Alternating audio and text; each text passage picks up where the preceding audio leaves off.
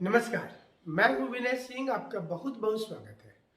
अब ये खबर आ रही है कि जेएसएससी की वैकेंसी रुकेगी, तो स्टूडेंट के दिमाग में एक बड़ा प्रश्न उठ रहा है कि क्या उन्हें नौकरी 2021 में मिलने की कितनी संभावना है, 2022 में मिलने की कितनी संभावना है और 2023 में मिलने की कितनी संभावना है।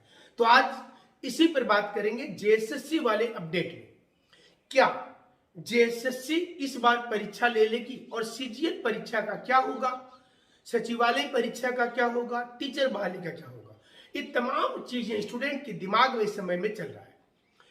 लेकिन उससे बड़ा सवाल ये उठता है कि क्या सोनी कुमारी के जैसा फिर से सारी वैकेंसी एक गलत डिसीजन सरकार का, और क्या सारी वैकेंसी रुक जाएगी। आपने देखा होगा कि सोनी कुमारी की केस के बाद जिसमें शेड्यूल और नॉन शेड्यूल केस था, उसमें कई वैकेंसी फंस गए और इसका नतीजा ये हुआ कि सरकार एक एक करके सारी वैकेंसी रद्द कर रही है।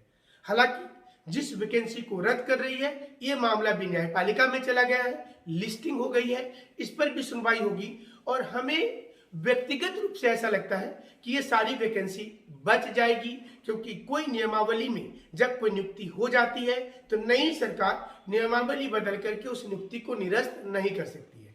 ऐसे में पंचायत सचिव की भी नौकरी बचेगी, लिपिकीय अभ्यर्थी की बचेगी, एक्साइज वाले की बचेगी, सिपाही वाले की बचेगी, जितने एग्जाम आईआरबी वाले की बचेगी वो बच जाएगा। लेकिन सरकार ऐसा क्यों कर रही है, इसके पीछे की क्या मंशा है, तो चलिए आपको हम ये समझाने की कोशिश करते हैं।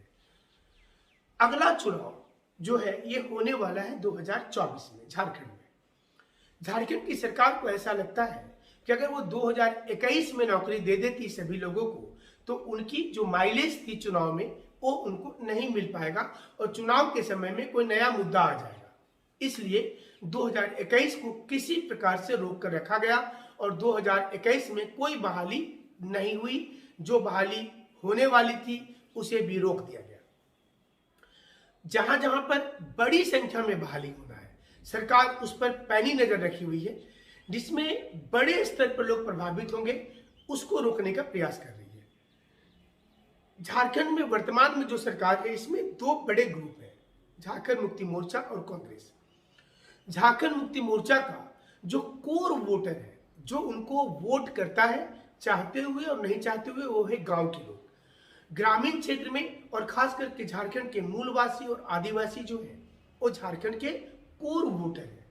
कांग्रेस के जो वोटर हैं उसमें जो आउटसाइडर है झारखंड में, जिसकी जनसंख्या तकरीबन 70% है, जिसमें यूपी के, बिहार के, मध्य प्रदेश के, बंगाल के जो लोग आकर के झारखंड में रह रहे हैं, वो कांग्रेस के वोटर हैं और बीजेपी के कोर वोटर में आते हैं। जेएमएम को ऐसा लगता है कि उनके जो कोर वोटर हैं, हमको अपनी पॉलिसी कोर वोटर के लिए बनानी है। हम आउटसाइडर के लिए पॉलिसी लेके नहीं चलेंगे, क्योंकि उनको पता है कि ये जो दूसरे ग्रुप है, जो कांग्रेस के वोटर है, वो जेएमएम की ओर झुकाव नहीं करेंगे। इसलिए उनकी जो पॉलिसी होती है, ये जो नई नीति आई, जिसमें भाषा को, कुछ भाषा को हटाया गया और साथ ही साथ इसमें यह किया गया कि तीसरी और चौथी स्तर की जो नौकरी होगी, वो नौकरी झारखंड से 10th और +2 करने वाले लोगों को मिलेगा।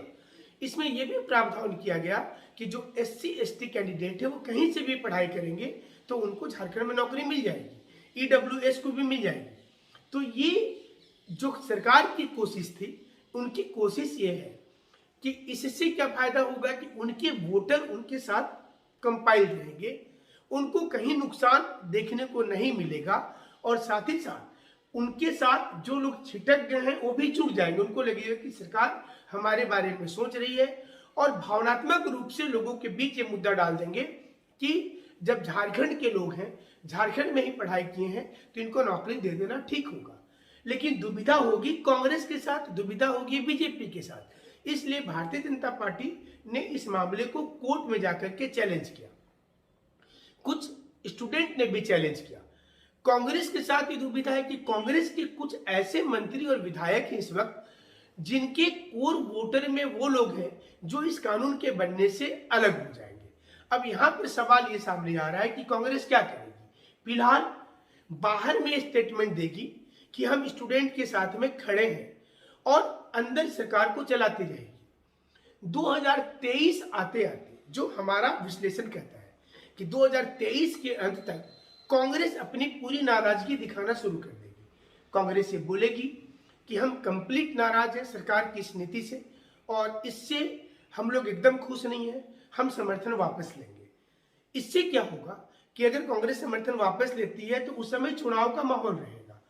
चुनाव के समय में जो जनता अभी कांग्रेस से नाराज हो गई है वो फिर से उनके साथ अटैच होगी, जेएमएम के कोर वोटर उसके साथ रह जाएंगे और फिर ये 2024 में एक्सपेरिमेंट को किया जाएगा।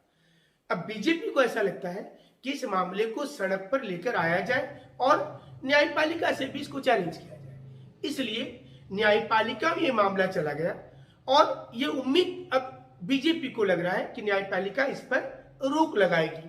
तो इसमें घाटा किसको होगा? इसमें घाटा होगा फिर से स्टूडेंट को, क्योंकि आप ये देखिए कि जब पिछली बार में जिसमें डिस्ट्रिक्ट वाइज जन्म के स्थान पर रखा गया था तो उस आधार पर क्या हुआ आप समझ पाएंगे कि 5 साल से नियुक्ति रुक गई। जैसी नियुक्ति रुक गई तो सरकार ये बोलना शुरू कर दी कि हमने तो नियुक्ति देना शुरू किया ही था, हम तो आपके लिए सोच ही रहे थे, लेकिन चूंकि स्टूडेंट न्यायपालिका में चले गए तो न्यायपालिका में सब जुडिस है मामला, तो हम इसमें कुछ भी नहीं कर सकते हैं। मोर और लेस यही चीज इस समय में भी होगा। ये मामला आगे चलता जाएगा, फिर 1 दिसंबर के बाद नई डेट आएगी और डेट जब आगे बढ़ती जाएगी तो स्टूडेंट को लगेगा कि अब हम चलो भाई तैयारी करते रहें, कुछ और कर लेते हैं, अभी तो न्यायपालिका में मामला चल रहा है, देखना पड़ेगा क्या होता है। तब तक सरकार की कोशिश होगी कि वो 1 साल और निकाल ले। 1 साल और निकालेगी तो 2023 आ जाएगा और उस समय स्टूडेंट को लगेगा कि चलो जो भी नौकरी मिल जाता है कर लेते हैं, कुछ वैकेंसी आएगी।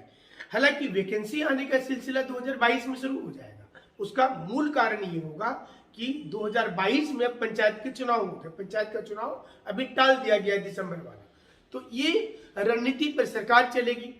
लेकिन गवर्नमेंट को ये चाहिए कि आप हर महीना अगर गवर्नमेंट को आगे भी कंटिन्यू करना है तो उनको ये सोचना चाहिए कि हर महीना कम से कम हम 2,000 वैकेंसी लाए। ज्यादा हम नहीं बोल रहे, हम ये नहीं बोल रहे कि आप 20,000 वैकेंसी लाइए। आप अगर 2,000 वैकेंसी भी लाएंगे और मंथली लाएंगे तो 12 महीने में 24,000 वैकेंसी होता है। अभी सरकार के पास 3 साल बाकी है, तो आप देखेंगे तो लगभग 70,000 वैकेंसी वो ला सकती है। अगर गवर्नमेंट की ये प्लानिंग है और वैकेंसी 2,87,000 2,87,000 सीट है झारखंड में, तो ये जो प्लानिंग करने वाले लोग हैं, जो गवर्नमेंट की थिंक टैंक होती है, उनको ये सोचना चाहिए। तीसरी चीज कि गवर्नमेंट के दिमाग में आ रहा है कि उनके पास खजाना नहीं है, लेकिन ये खजाना कहाँ चला जा रहा है? और ये खजाना अगर मान लीजिए कि मंत्री जी का बंगला बन रहा है तो आप 20 करोड़ 22 करोड़ खर्चा कर दे रहे। ये खजाना का पैसा कहाँ जा रहा है? आप पुल बनाते हैं, 3 महीना में वो टूट जाता है, बह जाता है, रोड बनाते हैं, जर्जर हो जाता है। तो फिर ये समझना पड़ेगा कि इस खजाने में से कुछ पैसा बेरोजगार स्टूडेंट की ओर डाइवर्जन करें, उनकी ओर लेकर के चले।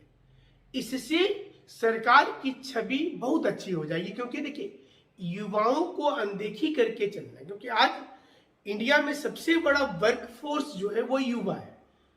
तो अगर आप युवाओं को अनदेखी करके चलेंगे तो ये मामला मतलब नहीं सुलझ पाएगा, इसमें दिक्कतें आने लगेंगी। इसलिए हमें लगता है कि झारखंड में अब ये जो लड़ाई है, ये लड़ाई थोड़ा आगे बढ़ेगी, लेकिन सरकार वैकेंसी एटलीस्ट ले आए, चाहे इसी महीना ले आए, दिसंबर में ले आए, जनवरी में ले आए, तो स्टूडेंट का गुस्सा शांत होगा और कुछ वैकेंसी को करे। वो कोर्ट में भी लिख करके दे कि नहीं हमारी ये नियमावली, और इसको जैसे कोर्ट में केस हुआ तो इसको लंबा नहीं चलने दे, इसको कोशिश करें कि हम 1 महीने में क्लियर कर दे। इस प्रकार से हमारी जीरा हो, तर्क हो, तो बच्चे साथ में इंटैक्ट होंगे।